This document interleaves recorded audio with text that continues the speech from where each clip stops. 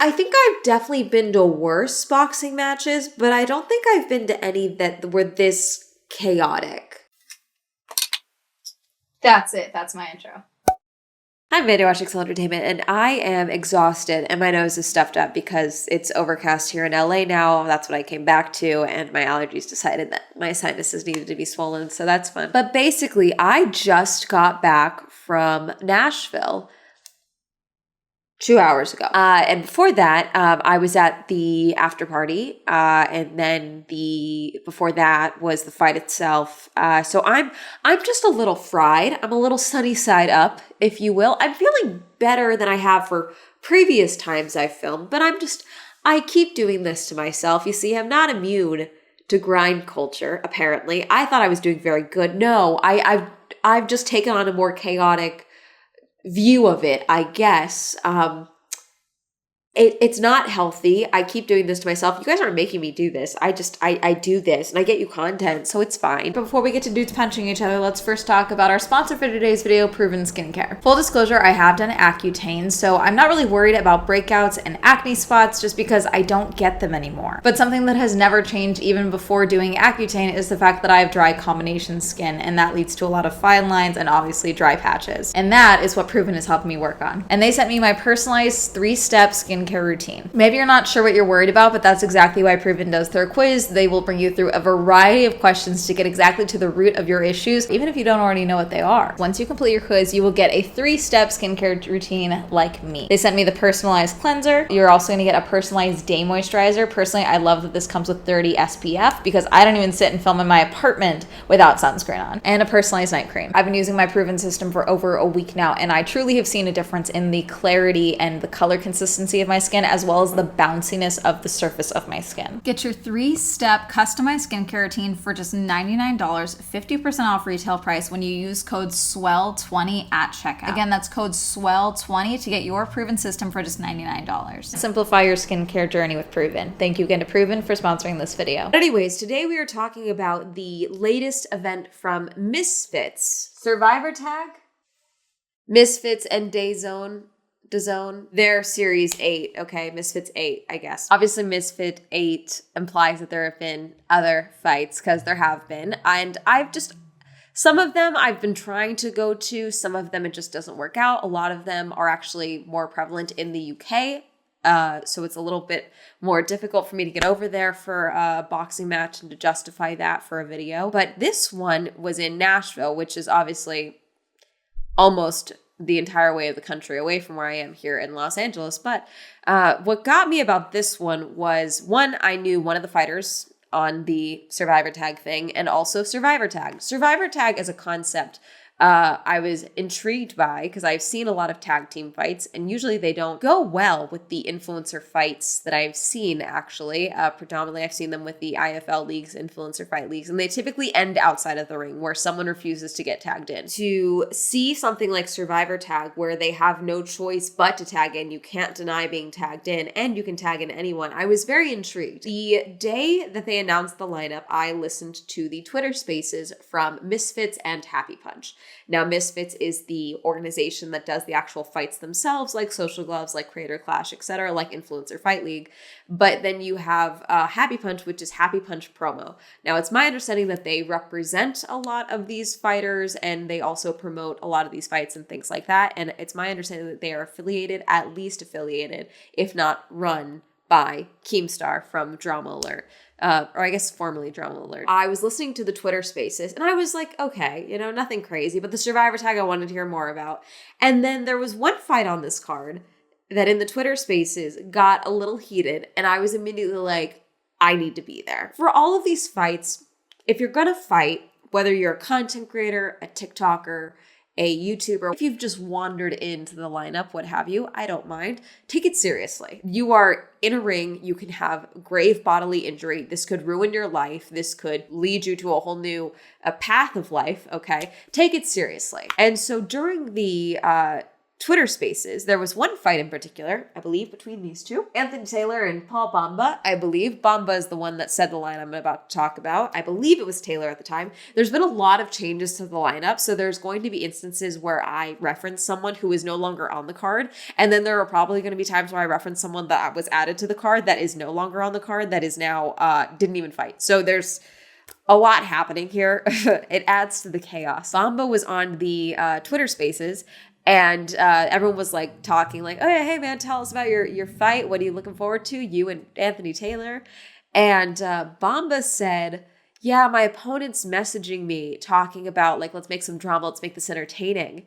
And I want to make it very clear to all of you. I'm going to hurt this mother.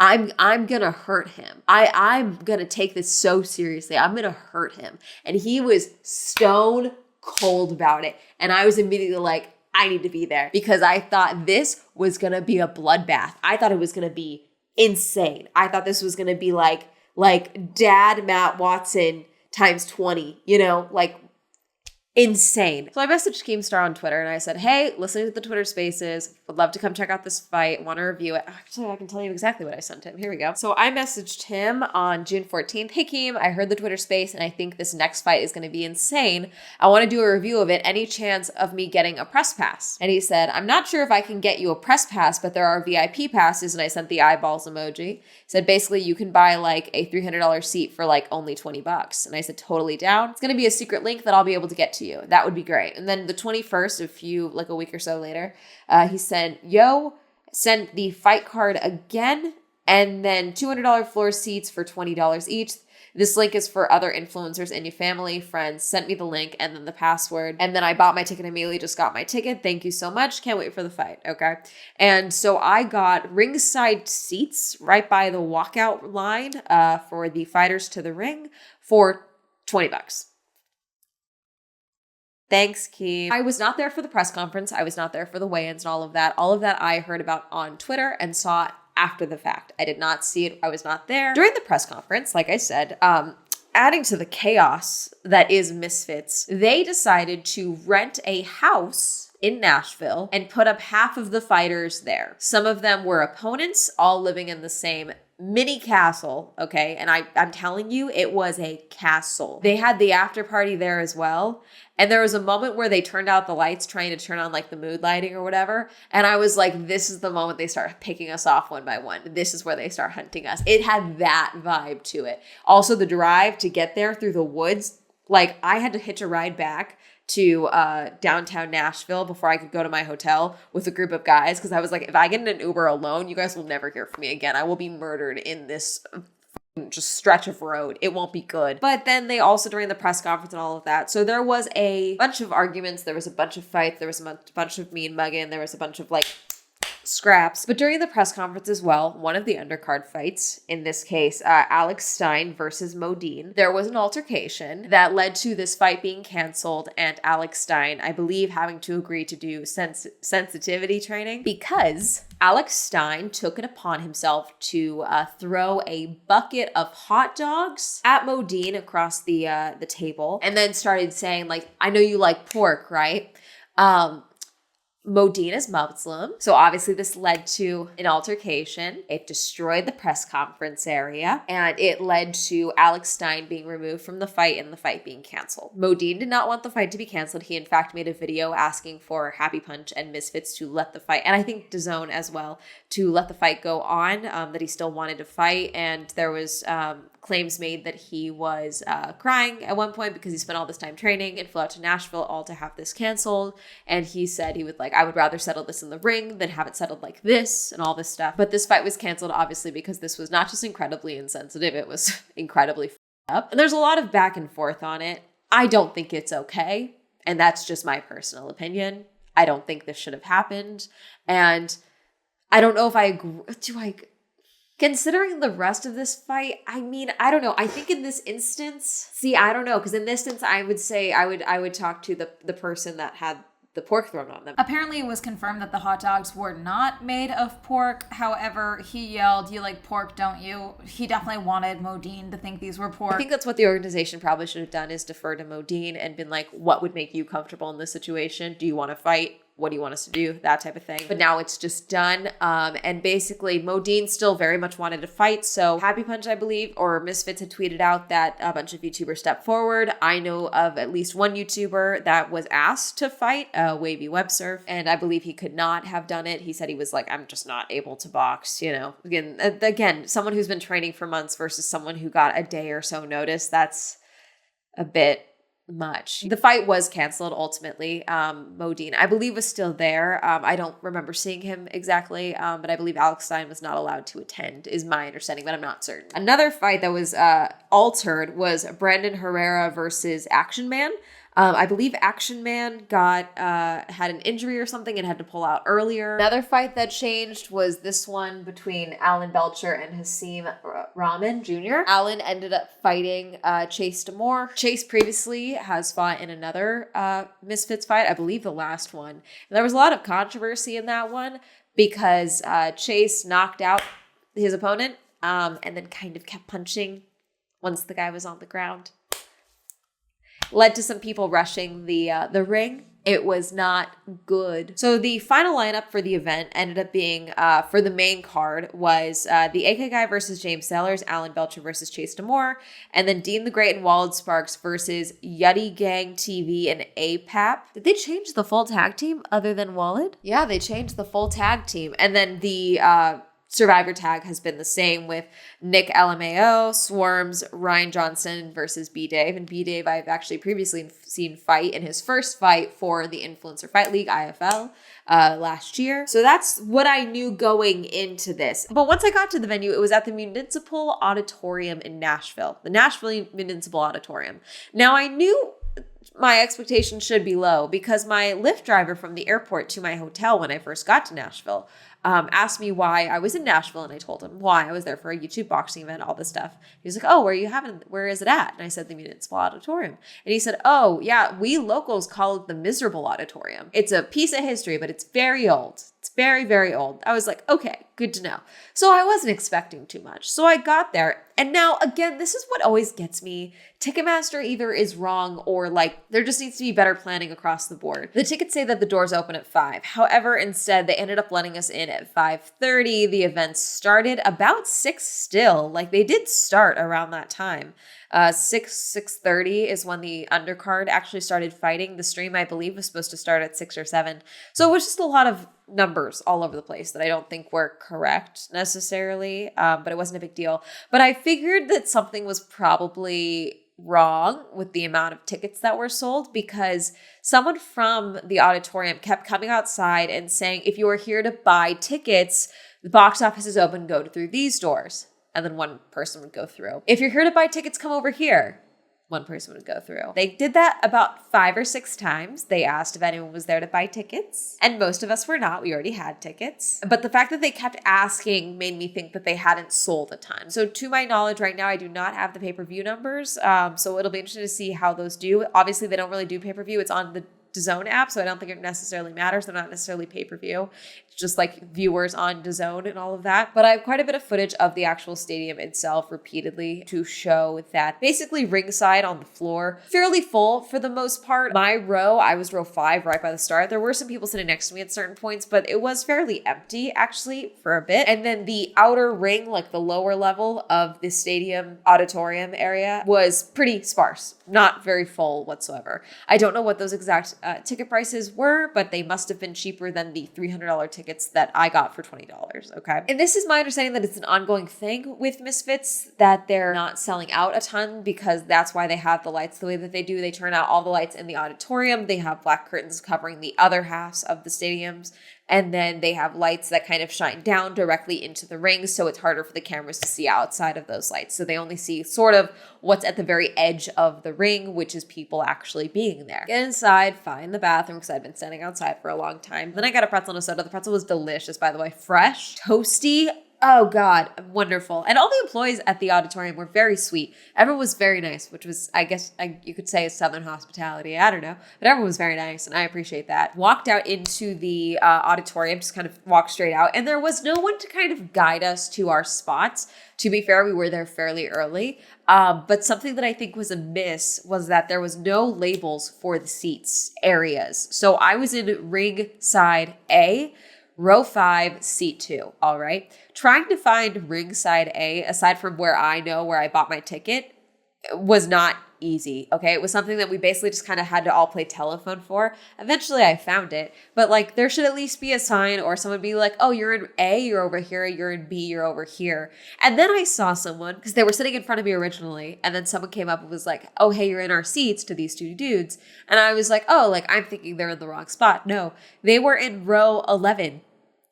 Ringside A ended at row 8. So like they sold tickets for a row that didn't exist. A few rows, it seems like. They showed me their Ticketmaster link. It was those tickets they bought. It said ringside A, row 11, seats 1 and 2, you know? But that row did not exist. Those few rows did not exist. So I don't know if that was just like poor planning, poor execution, what the deal was. But they were like, I was like, you guys, there's a lot of empty seats. Just find some, sit. Have fun. Enjoy. So up first for the undercard, we have Jack Grady versus the Magic Crasher. And you know what, a fight is so mismatched. It almost would be more respectable if it was rigged. This might be the quietest fight I think I've ever witnessed. Like no one is yelling, talking, cheering. Good shot. Quiet.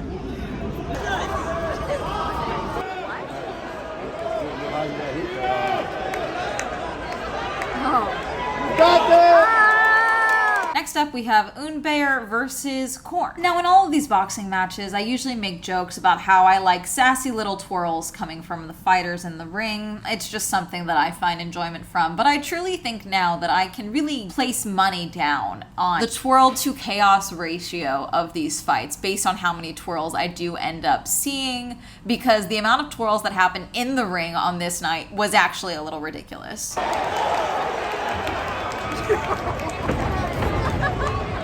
Now, I did not realize this in the moment, but please look what happens when Uber gets punched outside of the ring from the cameraman. Look what happens. Just watch. Boom. Slap. Why? Why do that? He wasn't coming at you. You weren't pushing him back into frame. Why smack him? And with that, the undercard is technically officially done. So now this is what the auditorium looked like leading into the first actual fight of the night.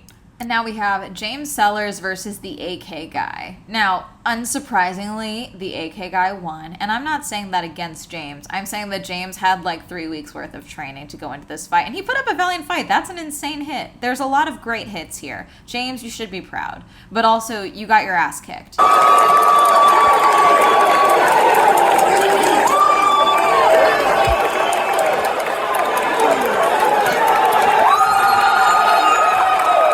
Now we have Chase Demore versus Alan Belcher. The only way I can really describe these two fighters is that they're both just big, but in different ways, if that makes sense. Like, obviously Chase has the height advantage as well as an insane reach. Like, if you see his full extension on some of these shots, it's actually crazy. In the end, Alan, I think, had the better form, which is why his went the distance. Oh,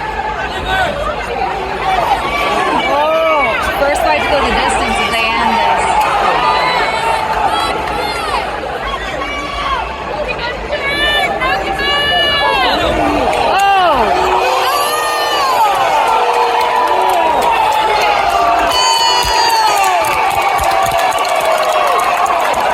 Now, though they hadn't announced it, I knew that Anthony Taylor and Bamba were not going to be fighting because they were not on the graphics for the stage, so I figured something was wrong. Apparently what it was is that Bamba was not cleared from the pre-fight physical, and so he backed out. So Anthony Taylor got in the ring and started talking a lot of shit, and then at one point Bamba came up and stood behind him, and it was a little bit like a Looney Tunes moment, and I was like, are they going to start fighting? No, it was still a I can't fight, I'm not cleared to fight from Bamba. Disappointed, to say the least. Yeti Gang TV and APAP versus Dean the Great and Wallage Sharks. And apparently these two are opponents in another fight, or they're supposed to. There's beef, but they ended up on the same tag team.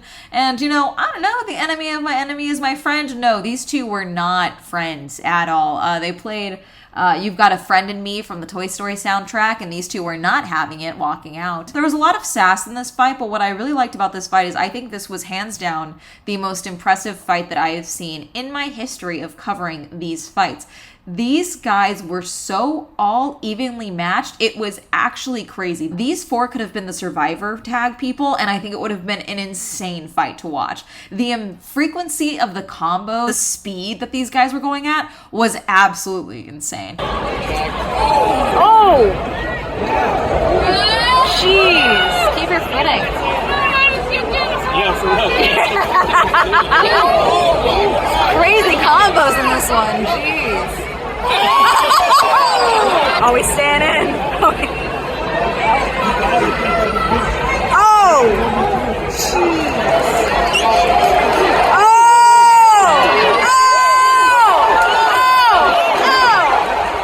So now what ended up happened very quickly, and I missed part of it. So basically, Dean and Walid won, and as they announced winners, one of the guys nudged the other, either like a good job or a move out of my way, and then they just started beating on each other. And so I was getting a shot of the crowd, and I pan over, and suddenly there's a dog pile in the ring between two teammates. And then I love that Fousey Tube, in his flippin' pink cowboy hat, decided that he was going to be the one to jump in and break this up. And then they did their little press after the winning, and there was some sass, and immediately they started being separated. There was a lot going on. And then the lights went dark, and they went red and black instead of blue, and everyone thinks that the next fight for Misfits is going to be Tommy Fury versus KSI, and there are people on Twitter, someone's getting fired, I can't believe they did that. If you don't think that that was planned, I don't know what to tell you. And now it's time for Survivor Tag. So we have Ryan Johnson versus B-Dave versus Swarms, whose title card said winner behind it, so there was immediately rumors that this fight was going to be rigged. So shout out to Swarms, because if he had won, it would not have been a pleasant win for him. And then Nick LMAO, who I do kind of think won, but I also think this might have been rigged because the amount of people who were like, I think Nick's gonna win. Oh, also I was standing next to his girlfriend apparently, so that's why he came up and kissed a girl if you see me in his vlog. At some point, people just stopped sitting down. Basically, when you're ringside, there are different people's camps for each of the fighters, and they like to stand ringside to be supportive of their fighters, obviously. And so then the people that are in ringside right up front, they complain, and then they stand, and then the rest of ringside is forced to look at their backs. So it's just never a win-win situation.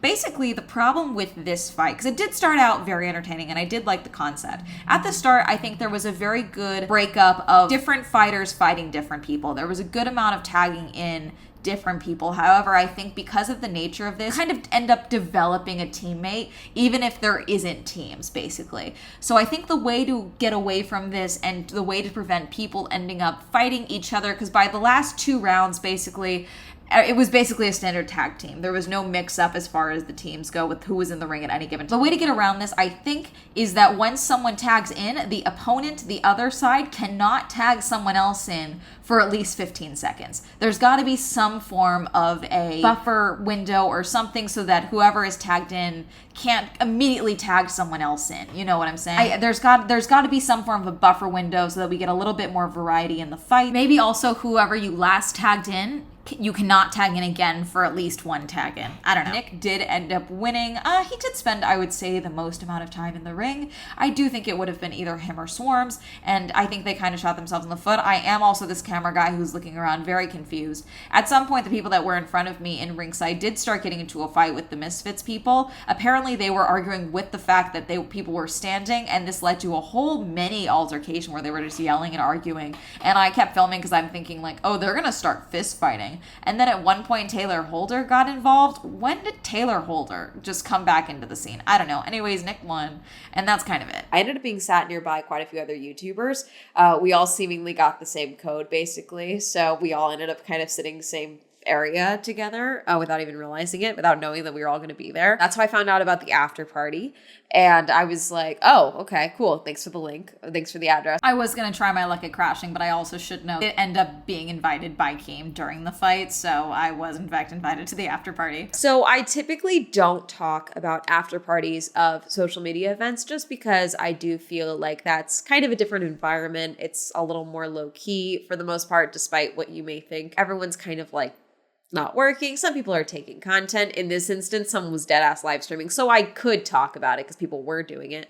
But, it's one of those things where it's like, I'll save that for the book one day, Also, I have the added benefit of being a sober person at an after party where people are drinking and doing other things. And so, I don't know, it feels a little skeevy for me to be like, I know all this stuff. However, I will say that this house party ended up having Prime still as a sponsor. I did take one photo that I'm going to share with you guys because it made me laugh when I took it. The bar didn't have regular mixers, like 'cause they had 2 bar areas. You could get beer and you could get alcohol and things like that. But instead of like Diet Coke and things to mix it with, or soda water or whatever, club soda, whatever, for mixers, they had Prime Hydration, not Prime Energy, but Prime. Prime was a main sponsor of the event. They're a main sponsor of DAZN.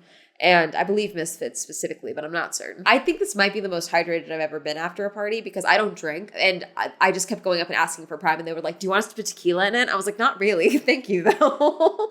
It actually sounds not appealing at all. But it was funny hearing people being like, no, you got to do the lemonade with the Tito's. That's what you got to do. It was kind of funny. I got a tour of the basement. I found a hidden passageway in this house, got yelled at about it. I think the best way I can just kind of describe this after party for you is that it had very sus vibes. Not that the party itself was sus. The house itself and the setting, very suspicious. As a woman who is alone at most parties, to be in a mansion in the woods, pretty far from civilization, in a way where you could make my body disappear and it would take a while to find it, probably, if you found it. Yeah, I was just vigilant like the entire time. I was like, I'm being chill. I'm trying to. My head's on a swivel to make sure that, we don't start playing the most dangerous game without me realizing it. Also, because I'm insufferable and I saw that the house was for sale, I Zillowed it. It is currently on the market for $13.5 million. All in all, I'm assuming DAZN makes up for so much money for these events that they don't need to sell a ton of tickets. And I also know that they're much larger in the UK than they are here. So I'm assuming that's why it doesn't matter if they have smaller events here because the events perform better in the UK. So these are just kind of like a accessibility thing more than anything, more than like a money grabbing scheme. As far as the fight lineups go, I don't know. There was a lot of injuries. There was a lot of pullouts. I really think you guys should have publicized the fights that were canceled, not just during the pay-per-view, during the stream. People on Twitter were pissed during most of the fights. It's one of those things. The phrase that I kept saying on Twitter was, I would not be surprised if this is the last one. This is the worst card ever. And I mean, it was a fairly short night for how long a lot of these events usually go. This was a pretty quick night, all things considered. Yeah, I don't know. How do you fix something like this that's just chaotic? More security? I don't know how to fix the culture of Misfits. I don't think they want to. It adds to a lot of publicity. A lot of the clips go viral. They don't really care about fixing the culture. But I think it would add to a bit more legitimacy for you guys because I think I don't know currently, how you guys are viewed in the public eye of boxing in general. How legitimate are you viewed by the industry, I guess is the question, by the sport? Because isn't that what pretty much all of these fighters want, is to be seen as legitimate fighters past their initial bout. It'll be interesting to see moving forward what the deal is. There's another one coming up soon. There's another fight coming up soon. I think Bryce Hall is fighting again. I mean, that went so well for him last time, so I'm sure it'll go really well this time. Anyways, I think that's going to be it. How do you think Misfits should have handled the press conference situation? Would you want to box? Who would you want to box? Would you fight with Misfits? How would you have done Survivor Tag differently? Let me know. Comment down below. Reminder, I have a podcast, the Swell Shenanigans podcast. Reminder, Swell Entertainment is now on Spotify. This episode will be available tomorrow over there. Reminder, I have merch. Not sure if there's going to be a design for this one, but I'm sure I'll come up with something. Shout out to my patrons. Thank you so much for supporting me on Patreon. If you also support me on Patreon, let me know down below. Like to follow me on social media. That'll be up here, and that's going to be Have a Lovely Day. Goodbye.